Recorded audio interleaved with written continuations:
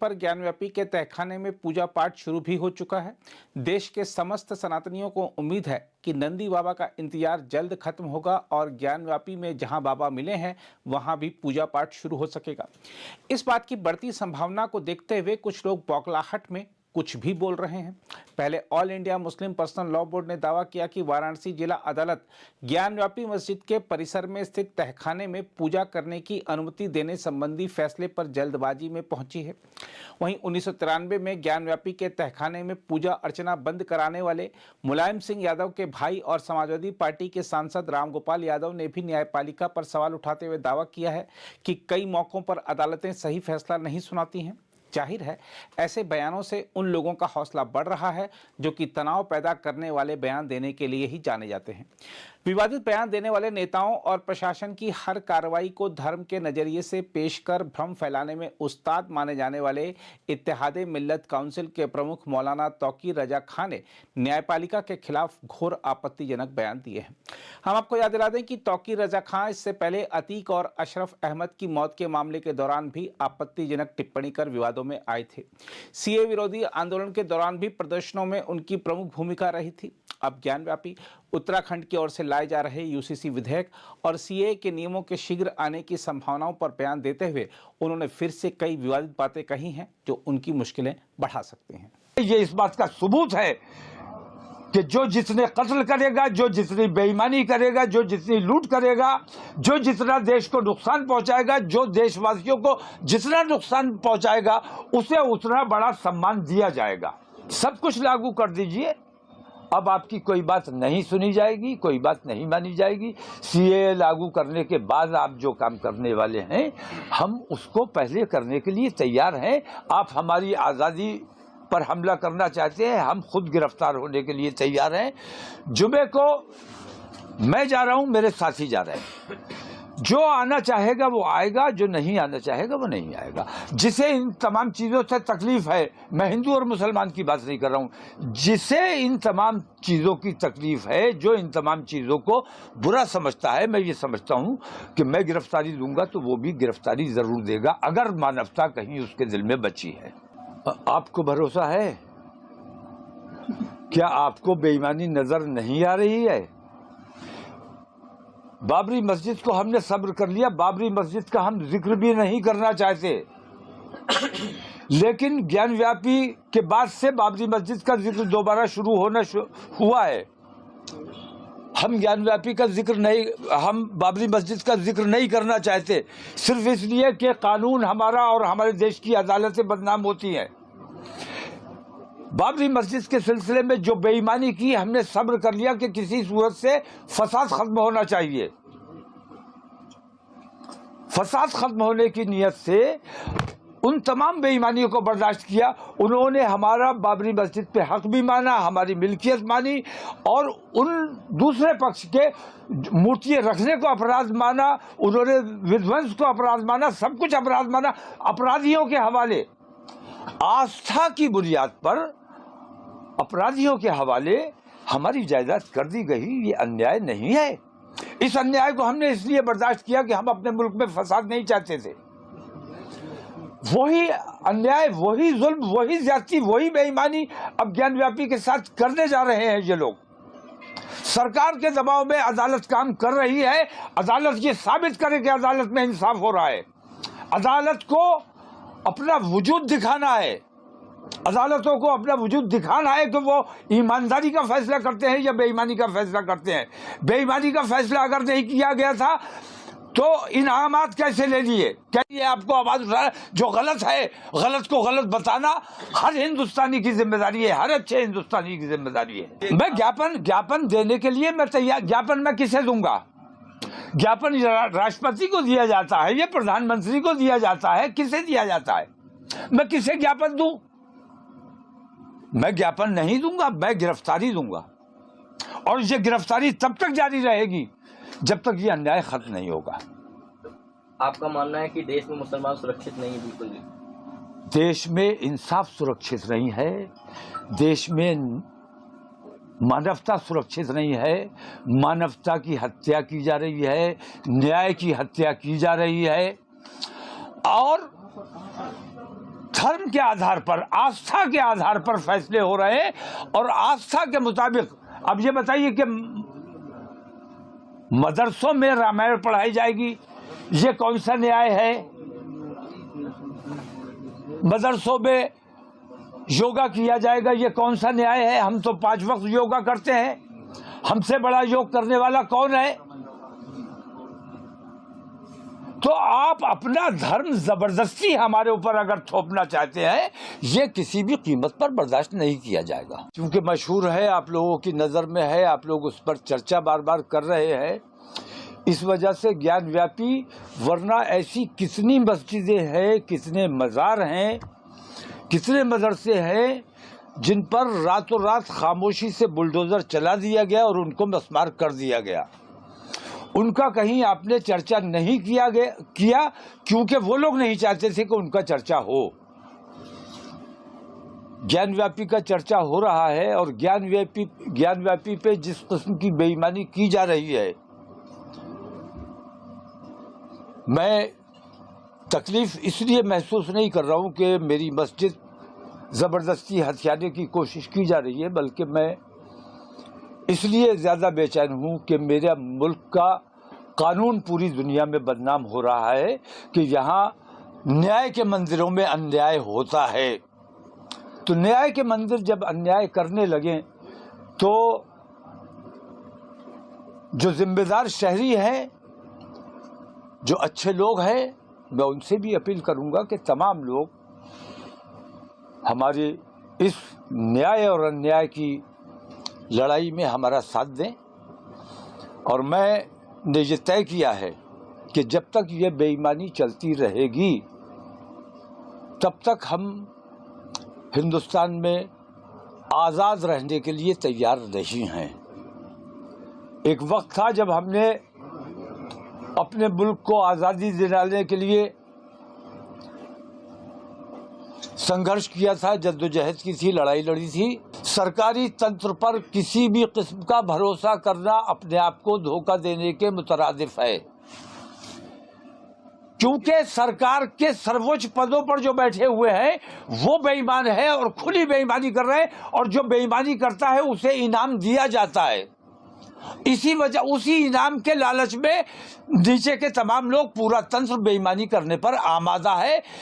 मैं ये पूछता हूँ, हेमंत सोरेन जो एक प्रदेश का मुख्यमंत्री है, उसे घर से भाग जाना पड़े, मुंह छुपाना पड़े, इससे बड़े जुल्म और ज्यादती क्या हो सकती है? अभी हेमंत सोरेन जेल गए हैं, अभी कल अरविंद केजरीवाल जेल चले जाएंगे।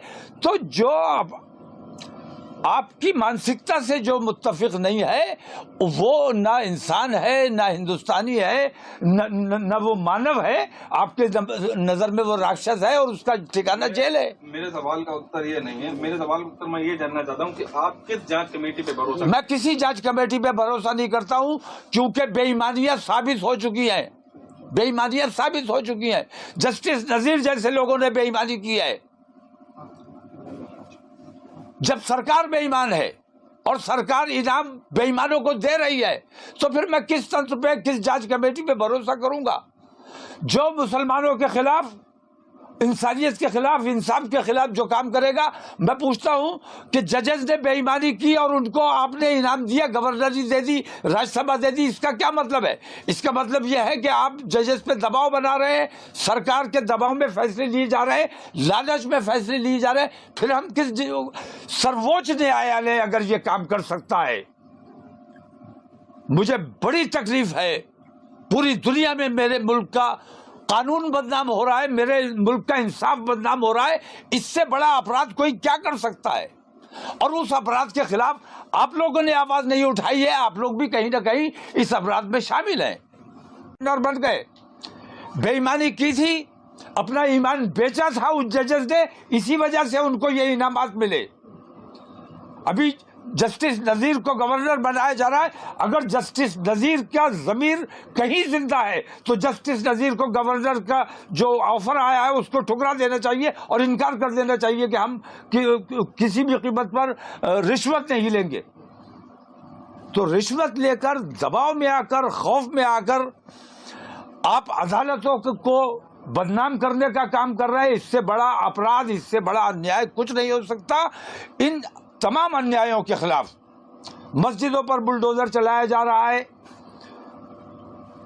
ظلم و ستم کی حد کی ہوئی ہے, مسلمانوں کو لنچنگ کی جا رہی ہے, مسلمانوں کو بے عزت کیا جا رہا ہے, تمام لوگوں کے ساتھ زیادتیاں ہو رہی ہے, دیش کو برباد کرنے کا کام کیا جا رہا ہے, دیش کو کھوکھلا بنانے کا کام کیا جا رہا ہے. ان تمام تکلیفوں پریشانیوں کے خلاف ہم نے یہ طے کیا ہے کہ ہماری موجودگی میں یہ سب ہو رہا ہے تو یا تو ہمیں مر جانا چاہیے یا ہمیں گرفتار ہو جانا چاہیے. مر جانے کی ہمیں اجازت نہیں ہے, آتم ہتیا کرنے کا ہمارے یہاں کوئی پراودھان نہیں ہے. اس لیے ہم نے یہ طے کیا ہے کہ ہم ساموہک گرفتاری دیں گے, اور تب تک یہ گرفتاری ہماری چلتی رہے گی جب تک یہ انیائے دیش سے ختم نہیں ہوگا. کورٹ کا کہنا ہے کہ وہاں پہ مندر کے ساتھ ملے ہیں اور اسی بہا پہ انہوں نے انومتی دی ہے کہ پوجا کر سکتے ہیں. ASI کی رپورٹ ہے ساری. اگر کہیں ایمانداری ہے, اگر کہیں مانوتا ہے, اگر کہیں کروڑا ہے, تو سارے ثبوت ملے بابری مسجد میں کہ ہندو سماج کا کوئی ادھیکار نہیں ہے, آستھا کی بنیاد پر انہیں دے دیا گیا. یہاں ثبوت مل رہے ہیں. اگر تمہارے اندر ذرا سا بھی انسانیت ہے تو ثبوت کے باوجود آپ مسلمانوں کو مت چھیڑیے, مسلمانوں کے حوالے کر دیجئے. دوسری بات کہ ثبوت وہاں اس لیے ملے ہیں کہ جو ہندو مسلمان ہوئے انہوں نے اپنے عبادت خانے کو مسجد میں تبدیل کر لیا. پہلے ہندو تھے, پوجا کرتے تھے, تو وہ تمام نشانات موجود ہیں. وہ ہندو جب مسلمان ہو گیا اس نے اپنی مندر کو یا عبادت خانے کو اس نے مسجد میں تبدیل کر لیا. اگر میں نے مندر توڑ کے مسجد بنایا ہوتا تو میں وہ سارے نشانات مٹا دیتا. یہ مٹانا مشکل نہیں تھا, لیکن میں نے وہ نشانات نہیں مٹائے کیونکہ میں نے سویچھا سے, ہندو سماج نے سویچھا سے اپنے مندر کو مسجد میں تبدیل کیا. آدھا مندر رہنے دیا, آدھا مسجد بنا دیا. دقت کیا ہے؟ ہندوستان میں میل جول کا ماحول ہمیشہ رہا ہے اور وہ ماحول ہم بنائے رکھنا چاہتے ہیں. کسی بھی حالت میں ہمارا ایکتا اور بھائی چارے کا ماحول ختم نہیں ہونا چاہیے. متھرا میں بھی ASI کی جو رپورٹ آئی ہے اس میں بھی کہا ہے کہ یہاں پہ کرشن مندر تھا, اس کو توڑ کے مسجد بنائی گئی. جھوٹ بولتے ہیں, بے ایمانی کرتے ہیں. متھرا کا یہ ثابت ہے, اس کے کاغذات موجود ہیں کہ متھرا مندر ٹرسٹ کو عیدگاہ کمیٹی نے جگہ دی ہے,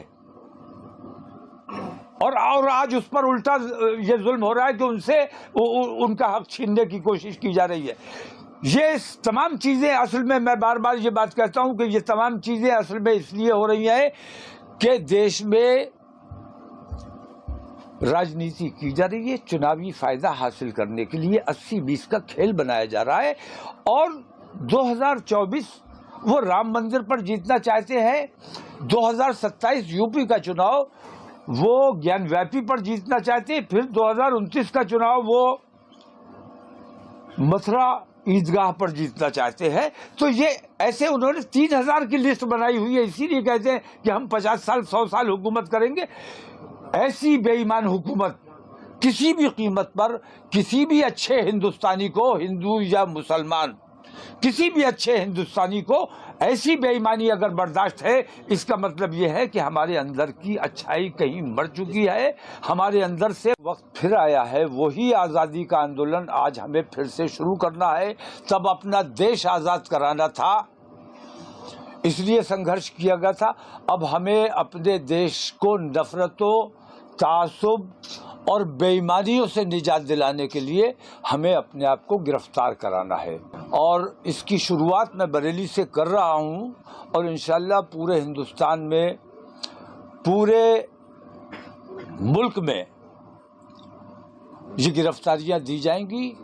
آج ہم بریلی سے اس کی شروعات کرنے جا رہے ہیں. جمعے کو پہلی گرفتاری انشاءاللہ میں دینے جا رہا ہوں, اور اپیل کرتا ہوں کہ تمام لوگ جو مانوتا میں وشواس رکھتے ہیں, جو انصاف میں اور اچھائی میں یقین رکھتے ہیں, میری اس مہم میں ساتھ دیں. اور وہ تمام لوگ جو ان بے ایمانیوں, ان ظلموں کے خلاف ہیں, خصوصاً میں اپنے مسلمان بھائیوں سے اپیل کرتا ہوں کہ تمام لوگ اپنے اپنے اضلاع میں اپنی اپنی جگہ پہ اپنے اپنے صوبوں میں جیل بھرو آندولن کی شروعات کریں. جمعے سے ہمارا یہ آندولن شروع ہونے جا رہا ہے. جمعے کو 3 بجے سے 4 بجے تک میں اسلامیہ انٹر کالج میں رہوں گا فیلڈ میں, اور 4 بجے میں کلیکٹریٹ پیدل جاؤں گا اور وہاں پہ گرفتاری دوں گا. مسلم پرسنل لا قانون ہے, موجود ہے, لیکن کوئی عدالت مسلم پرسنل لا کے مطابق مسلم مسائل کو حل نہیں کر رہی ہے. مسلم مسائل کے جو فیصلے ہیں وہ اپنے قانون کے مطابق, اپنی سمجھ کے مطابق فیصلے کیے جا رہے ہیں, پرسنل لا کے مطابق نہیں کیے جا رہے ہیں. اس کا مطلب UCC لاگو ہے. آپ کو لانے کی ضرورت کیا ہے؟ بنا لائے ہی, بنا بل لائے ہی جب آپ وہ کام کر رہے ہیں تو بل لانے کی کیا ضرورت ہے؟ اور ہمیں کوئی فرق نہیں پڑے گا کیونکہ بل نہیں آیا ہے تو بھی ہمیں ان تکلیفوں سے گزرنا پڑ رہا ہے.